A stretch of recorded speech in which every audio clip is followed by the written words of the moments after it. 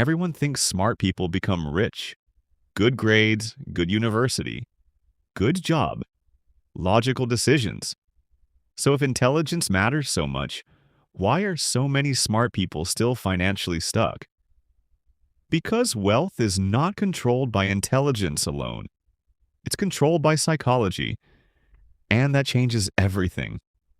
Meet Cade and Jordan. Cade was always the smart one. Top grades, teachers loved him. He followed every rule exactly the way he was told. Jordan was different. Average student. Not particularly impressive, but he questioned everything. By age 25, Cade looked like the winner. Stable salary, respectable career, predictable future. Jordan, still experimenting, failing, switching ideas every few months. To everyone watching, Cade looked successful, Jordan looked lost, and this is where the first psychological trap appears. The human brain is designed to avoid uncertainty. Smart people are especially vulnerable to this, because intelligence often creates overthinking. The smarter you are, the easier it becomes to calculate risks. And when you constantly see risks, you stop taking action. Cade wanted certainty before making a move, before investing, before starting something, before taking risks. He needed guarantees. Jordan didn't. He was comfortable looking stupid temporarily. That's an advantage most people underestimate. Because wealth usually comes from uncertainty, not certainty. A salary feels safe because the reward is immediate and predictable. Your brain loves predictable rewards. That triggers dopamine without fear. But building wealth works differently. The biggest rewards are delayed, and the brain hates delayed rewards. This is called present bias. We naturally choose comfort today, even if it hurts us long term. So Cade kept optimizing safety. Better resume, better interviews, better salary negotiations, and for a while it worked. By year 3, Cade was earning more than everyone around him.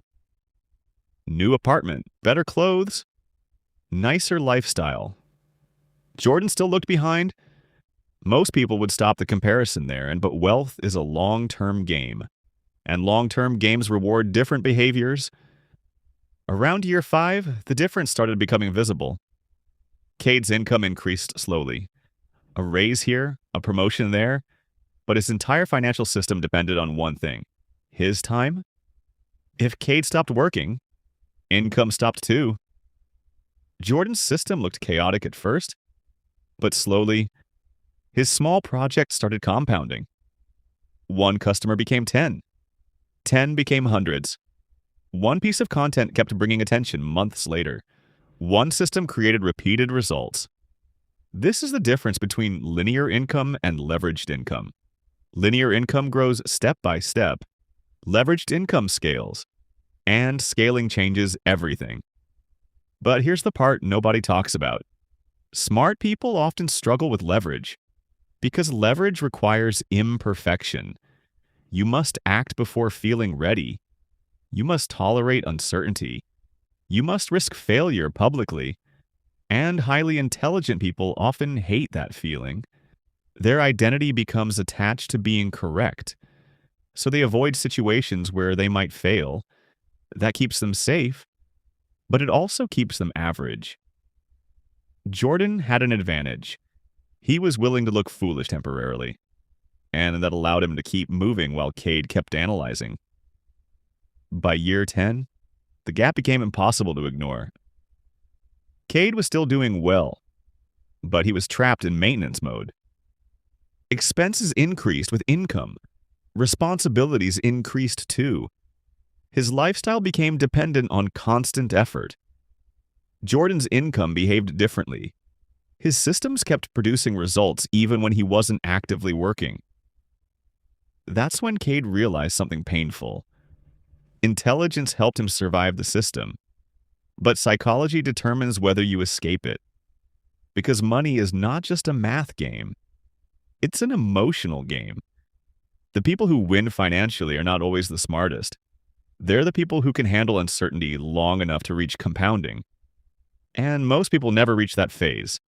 Not because they lack intelligence, but because their brain chooses comfort over growth every single time. That's the real trap. School rewards correctness, wealth rewards adaptability. One trains you to avoid mistakes, the other rewards you for surviving them. So the real question is not, are you smart? The real question is, can you act without certainty? Can you tolerate being uncomfortable temporarily? Can you keep going long enough for leverage to work? Because if you can, you stop playing the same game as everyone else. And that's when everything changes.